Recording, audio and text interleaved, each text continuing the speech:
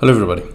So we are solving another example about the molecular diffusion equation, and this is, as we said, it's going to be a more complex example where we have also chemical silicon wafers like before. And we have a chemical vapor deposition process as well, and there are but in this case the silicon wafers are arranged vertically, they are not horizontally like before, and the reaction is taking place on both sides of the silicon wafer, and there's some information here, but the just to understand what the system is, the silicon wafers are arranged as we said. There is a spacing between them, between each two silicon wafers is L, and for each silicon wafer it has a radius R. And the feed gas is fed from the top and from the bottom, from all the sides around the silicon wafer. So this is the side view of this 3D image. So the concentration all around the silicon wafers is Ca node. And then the reactants diffuse between the silicon wafers until they reach the surface of the silicon wafer. The reaction takes place. Again, I will go through some of the statements in the problem statement, just to go and see what do they represent, or what we can get out of these sentences. So the first says that the reactant gas is introduced to the enclosed furnace highly diluted with helium gas. So the feed is not just the reactant gas, which is the tetraethyl orthosilicate,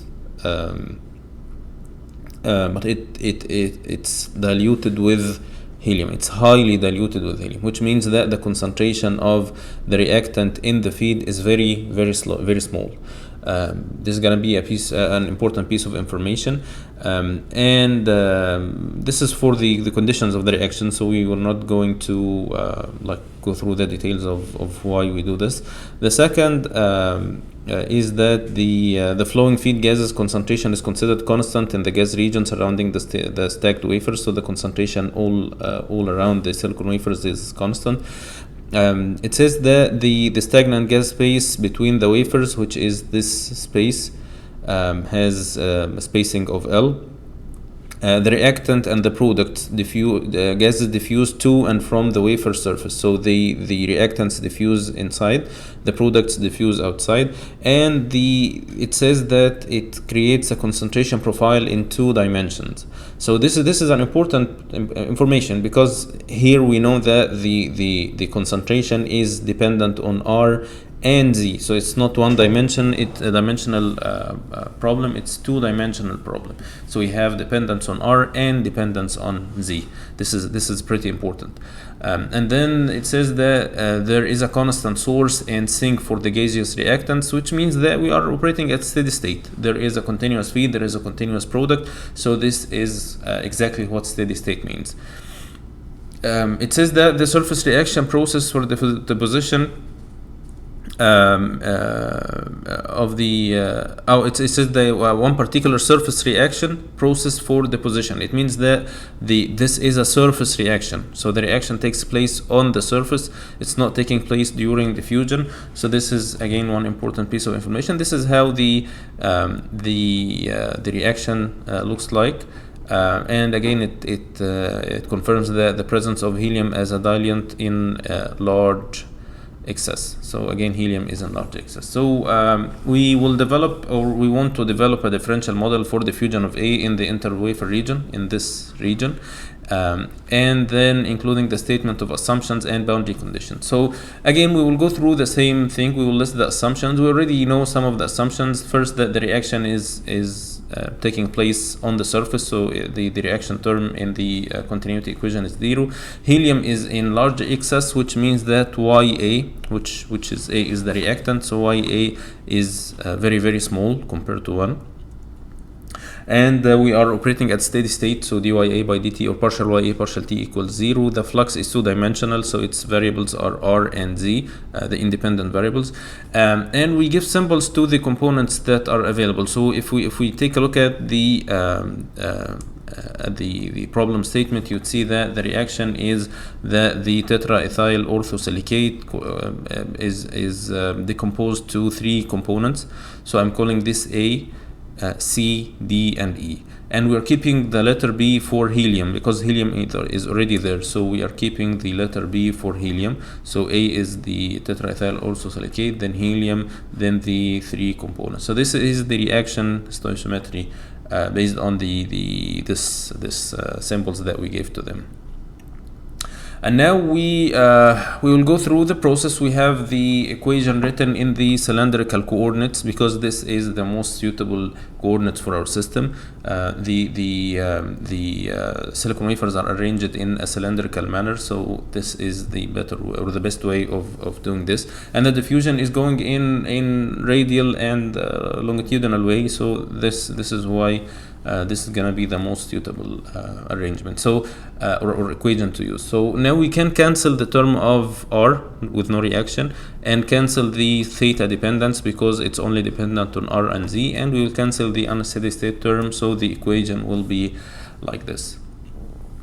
So I'll go back to this diagram. We have the differential equation. We are done with it. We put the assumptions, and then we got the simplified differential equation. Now the equation is not as simple as it was in the previous case, and still we can get something out of it. So we will get the fixed equation and substitute it here and go this way. So this is going to be the other route for the differential equation or dealing with the differential equation. So we will get the fixed equation and use it with the simplified differential equation that we have now, and to get or do the rest of the steps. So we will get the expression for NAR and NAZ. So if you see NAZ is negative D A in mixture, because we have a mixture of A, B, C, D, E. So it's diffusivity of A in the mixture, partial C, partial Z, plus YA multiplied by the summation of all the fluxes. This is how the equation is. And now we can do like what we did before, that we know the reaction stoichiometry, and then we can get the relation between NB and NA, NC and NA, and so on.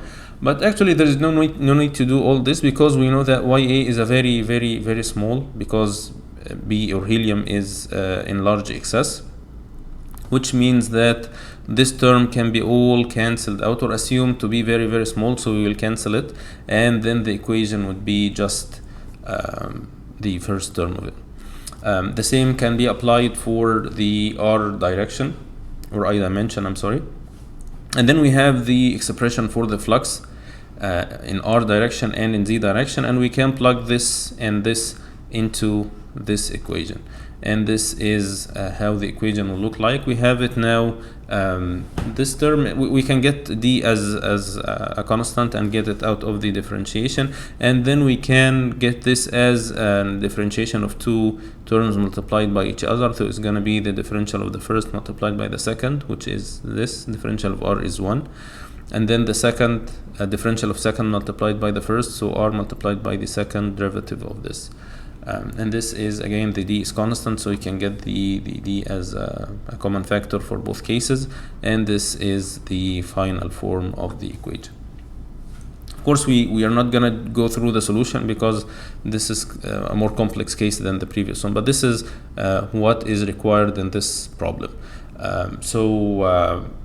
This is the form of the equation that we can integrate later with the boundary conditions to solve it. And now we need to check see what are the boundary conditions that we can use in this case. But before we go through this, we need to know first how many boundary conditions we need to be able to solve this problem. And actually here we as we said earlier, that we have boundary conditions equal, or the number of boundary conditions equals to the order of the differential. So here I have second order differential in Z and second order differential in R.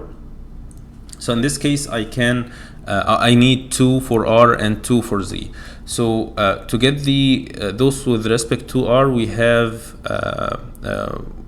2 boundary conditions, and these boundary conditions are gonna be based on our understanding of the system. So this is how the fluxes should look like. I have flux going from the top, flux going from the bottom, and they are going towards the silicon wafer. So this is what I know.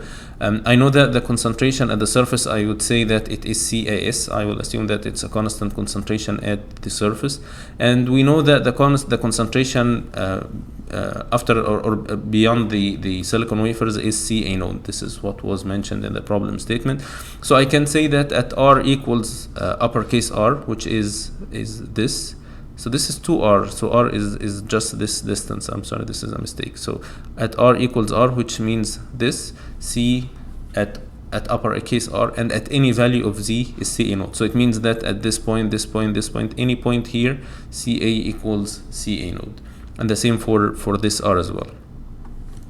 The second has to do with the axis of symmetry. So we see here that this line, this line is an axis of symmetry. So what is above is a mirror image of what is below this line. So we can say that the flux this is in R direction. Oh yeah, so this is right in R direction. So the flux in R direction at this axis of symmetry is 0, and this is what you should expect. You have flux going in this direction, flux going in this direction, so they're both the same. So at this point there should be no flux at this line, I'm sorry. So this is the second boundary condition, that at R equals 0, NAR equals 0, which means that the partial C partial R equals 0. With respect to Z, it's gonna be very similar. We say that at Z equals 0, C equals CAS. So this is the first boundary condition, and it applies for L as well. If you put Z equals L, it's gonna be the same. And the second is exactly like this. It's an axis of symmetry. At this axis of symmetry, there is it's a mirror image from the right and the left. So we can say that the flux of A in the Z direction at Z equals L over 2 equals 0. And this is something that you can expect from the concentration profile. If you draw the concentration profile, you'd see that this is high concentration, this is high concentration, and the lowest point is here. So this is like the minimum point. So the slope at this point should be 0. And the same for R direction. This is in Z direction, this is a slope which is maximum. This is a maximum point, so the slope should be 0. But again, it's easier to think of it from the flux point of view. So if you can do it this way, then it's okay. So this is these are the boundary conditions, and using the boundary conditions, we can solve the partial differential equation if we know how to solve it. And again, this chapter was focusing more on the steps and the concepts. The coming two chapters will be focusing more on the solution of the problems, and we will deal with them and see how we can solve the equations, what cases that we can face, and the strategy or the solution to these cases. So I'll see you then in chapter 24. Goodbye.